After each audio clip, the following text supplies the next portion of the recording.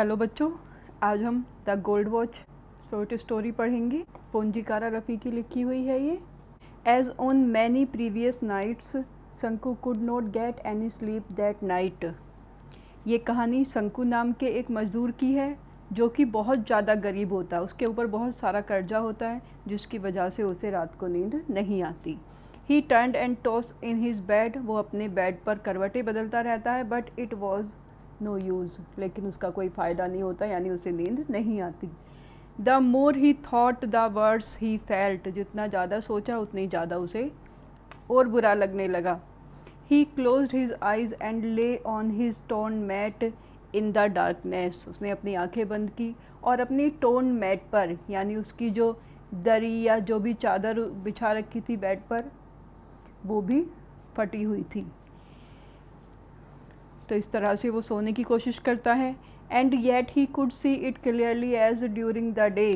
फिर भी उसे वो बहुत साफ दिखाई दे रही थी। यानी क्या देख रहा था वो? गोल्ड वॉच को देख रहा था जिसे वो चुराने की सोच रहा था।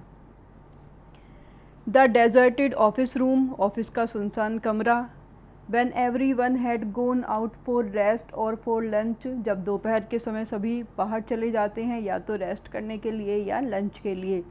The glass window was only parted closed. और जो ग्लास की विंडो होती है ऑफिस की, यानी खिड़की, वो आधी खुली रहती है। On one end of the table inside were a few fat volumes.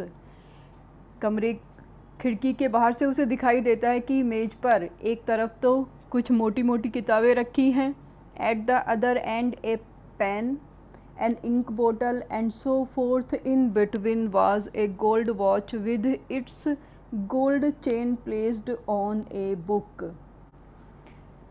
Table पर और क्या चीज़ें होती हैं? पेन, इंक बॉटल, और उनके बीच में एक सोने की घड़ी रखी होती है।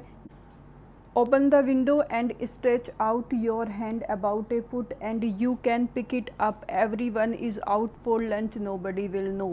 तो इस तरह से शंकु घड़ी चुराने की योजना बना रहा होता है। मन ही मन कहता है कि विंडो खोलो, अपना हाथ थोड़ा सा आगे की तरफ बढ़ाओ, करीब 1 फुट, और तुम उस घड़ी को उठा सकते हो। यानी रूम में अंदर जाने की भी ज़रूरत नहीं है, खिड़की से ही उस घड़ी को उठाया जा सकता है।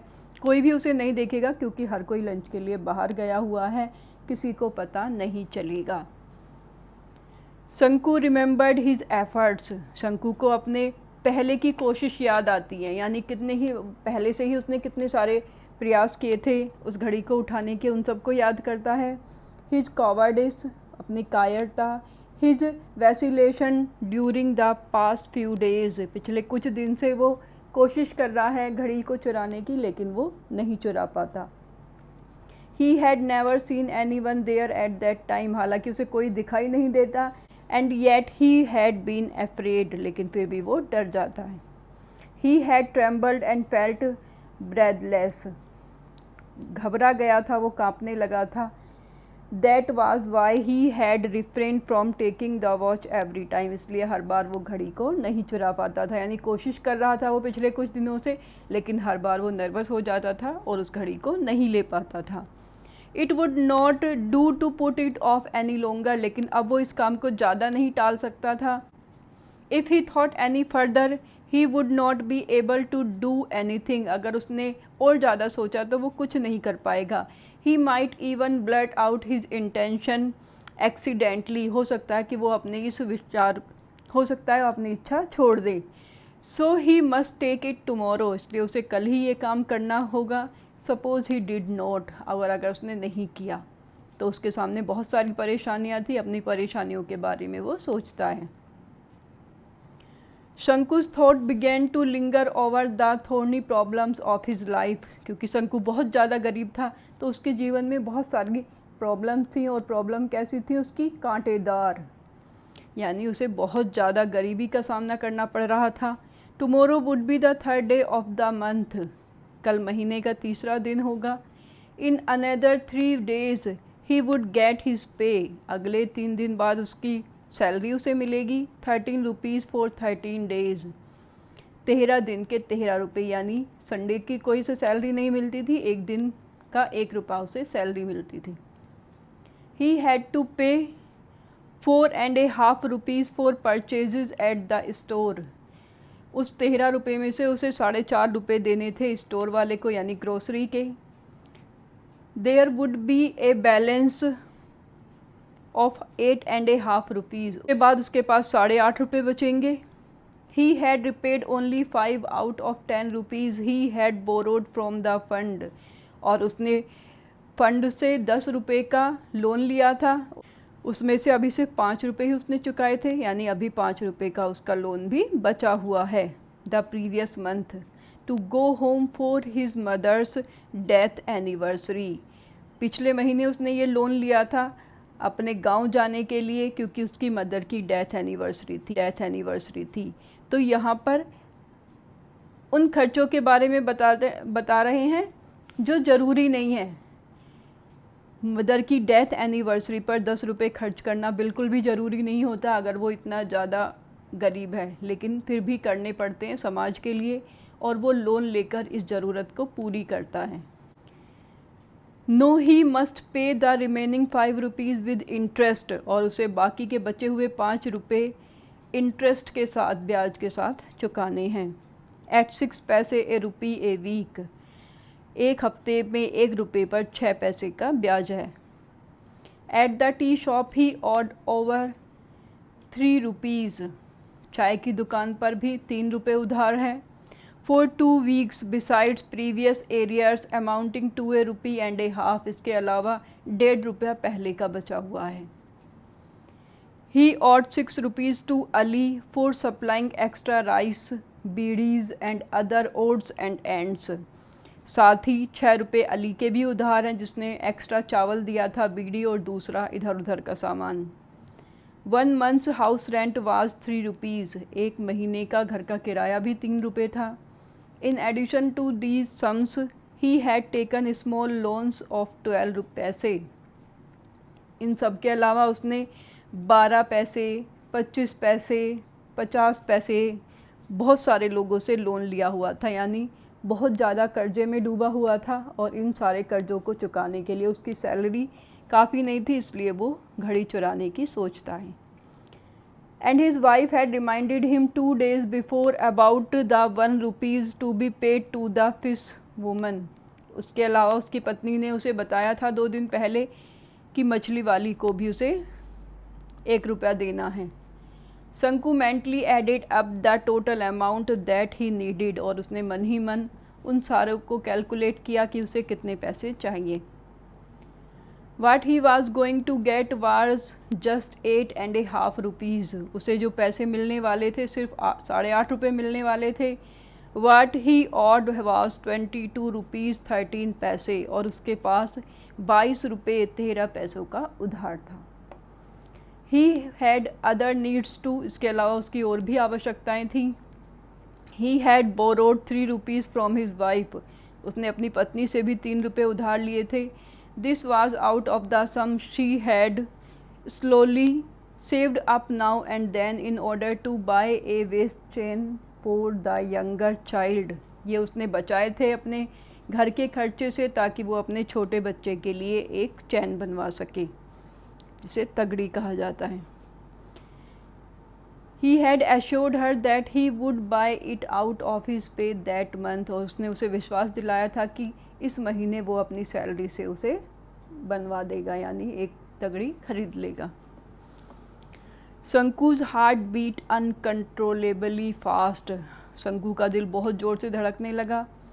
Through his heartbeats he could hear the harsh voice of the tea shop owner Kuchunni, Ali's hollow laughter and vulgar words and irritating talk of Lonappo who was in charge of the fund।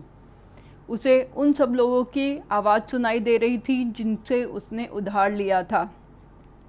जो tea shop का owner है कुचुन्नी, उसकी harsh voice सुनाई दे रही थी, अली की खोखली हंसी, और साथ ही लोनप्पो जो फंड मैनेजर था उसकी भी इरिटेटिंग आवाज़ें उसे सुनाई दे रही थी।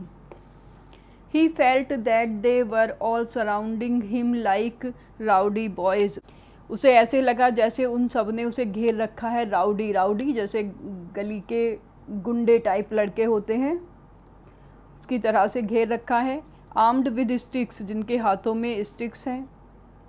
Gathering around a stray dog, और वो चारों तरफ से एक स्ट्रे डॉग, एक कुत्ते को घेरे हुए खड़े हैं। यानी शंकु की हालत एक स्ट्रे डॉग जैसी थी और वो सब राउडी की तरह से उसे घेरे हुए खड़े थे और साथ ही हाथ में स्टिक भी थी। व्हाट ए हॉरिबल सीन, कितना भयानक दृश्य था। फाइंडिंग इट अनबियरेबल, अब ये सब उसे असहनीय लग रहा था। Shanku turned over on his stomach and thought, Shanku पेट के बल लेट गया और सोचा, I have no alternative but to pick it up tomorrow, अब मेरे पास उस घड़ी को चुराने के अलावा और कोई विकल्प नहीं है। यानी उसके पास अब कोई और विकल्प नहीं था उस घड़ी को चुराने के अलावा। Will it not fetch at least 20 rupees, इस घड़ी को चुराने से कम 20 रुपये तो मिल ही जाएंगे। इवन 50 विल डू, 15 मिले तो भी उसका काम चल जाएगा। 15 + 8.5 दैट इज़ 23.5 रुपीज़, क्योंकि 15 रुपये अगर घड़ी से मिले और 8.5 रुपये सैलरी के, तो मिलकर 23.5 रुपये हो जाएंगे। It will fetch more than 15, और हो सकता है 15 से ज़्यादा पैसे मिले। He would be able to pay his debt, वो अपना सारा कर्जा चुका पाएगा। एंड लिव इन पीस, शांति से रह पाएगा। A life free from debts, कितना सुकून भरा जीवन होता है जिसमें कोई डेट्स यानी उधार नहीं होता। With a feeling of relief he drifted into A light sleep, और ये सब सोचकर उसे थोड़ी सी चैन मिलती है और वो सो जाता है। इट वॉज मॉर्निंग, सुबह हो गई। What are you still asleep, तुम अभी तक सो रहे हो? Shanku's wife said gently shaking his shoulder, Shanku की वाइफ से धीरे से उठाती है। It is long after sunrise, सूरज को निकले हुए बहुत देर हो गई। Shanku raised his head at once, Shanku तुरंत खड़ा हो जाता है। His wife picked up the younger child who was crawling up to her, उसकी पत्नी छोटे बच्चे को उठाती है जो उसके पास आ रहा था। And asked Shanku, don't you have to go to work today, आज आपको काम पर नहीं जाना? Oh yes he said and got out of bed, जाना है और वो बेड से उठ जाता है। He step down into the courtyard in a hurry, जल्दी से उठता है। Watching the golden rays of the morning sun piercing the lush bamboo foliage of the eastern side and brightening the old palm leaf thatch, जब वो उठता है तो उस समय सूरज की किरणें उसके घर पर पड़ने लगती हैं, यानी धूप निकलनी शुरू हो जाती है। He washed his face and hands as usual, हाथ पैर धोता है। Put on his working clothes, काम के कपड़े पहनता है। And was about to leave for his factory when his wife said, और वो फैक्ट्री के लिए जाने ही वाला होता है, उसकी पत्नी कहती है, listen you must buy some ointment for the child, सुनो तुम्हें बच्चे के लिए थोड़ा सा ऑइंटमेंट यानी मरहम लेकर आना है। She through a commanding look at him, commanding look डालती है यानी ऑर्डर की तरह से उसे ये कहती है। Shanku felt that each of the sores on the child's festering body was staring at him in a gruesome way, Shanku को ऐसे लगा जैसे कि बच्चे की जो फेस्टरिंग बॉडी थी उस पर जितने भी सोर्स थे, फेस्टरिंग बॉडी का मतलब जिस पर बहुत ज़्यादा घाव हो जाते हैं, जैसे बहुत ज़्यादा फोड़े फुंसी निकल जाते हैं, तो हर एक फोड़े फुंसी जिसमें से घाव बन गए थे वो उसे बुरी तरह से देख रहे हैं। A moment passed in silence, एक पल शांति में बीत गया। What sort of ointment? शंकु asked like a fool, शंकु ने एक फूल की तरह से पूछा, कौन सा ointment? Ointment for the source, यानी सोर जो बच्चों के घाव हो रहे थे उनके लिए मरहम चाहिए। Continued the wife, you mean you have not seen the sores all over child's body, तुम्हारा मतलब है कि तुमने अभी तक बच्चे के शरीर पर जो फोड़े फुंसी हो रहे हैं, घाव हो रहे हैं, वो नहीं देखे। येस, हाउ मैनी पैसे वर्थ ऑफ ऑइंटमेंट, क्योंकि वो बहुत ज़्यादा गरीब था, उसके पास पैसे नहीं थे, इसलिए वो उसकी कीमत जानना चाहता है। एटलीस्ट 13 पैसे वर्थ, कम से कम 13 पैसे का आएगा। We must apply it for 3 days at least, हमें कम से कम 3 दिन लगाना है। Shanku began to walk with bent head, Shanku सर झुकाकर चलने लगता है। Please, she called out in a soft voice, फिर वो धीरे से कहती है। Shanku looked back, she spoke gently, धीरे से कहती है वो। Please bring 2 ripe bananas when you come back in the evening, शाम को आते हुए 2 पके हुए केले ले आना। The baby starts crying at night, बच्चा रात को रोने लगता है। And I have no milk to give him, और मेरे पास उसे देने के लिए दूध नहीं है। She stood still pulling up her blouse with her left hand, वो खड़ी हुई थी और अपने ब्लाउज को नीचे कर रही थी, यानी अपने पेट को ढकने की कोशिश कर रही थी। देन शंकु नोटिस हर बैली बल्जिंग आउट, तब शंकु नोटिस करता है कि उसका जो बैली है वो बाहर निकल रही है, यानी वो फिर से प्रेग्नेंट थी। Was yet another burden on the way, शंकु को ऐसे लगता है कि एक दूसरा बोझ उसके सर पर आने वाला है। शंकु was stunned. He cursed himself, वो अपने आप को कोसता है। And with a deep sigh he resumed his walk to the factory, और फिर से वो चलने लगता है। Listen, do not forget, the wife reminded him, सुनो भूलना मत। शंकु nodded his head and walked on, शंकु सर हिलाकर चला जाता है। बच्चों आज यहीं तक, इसके आगे वाला हम कल पढ़ेंगे।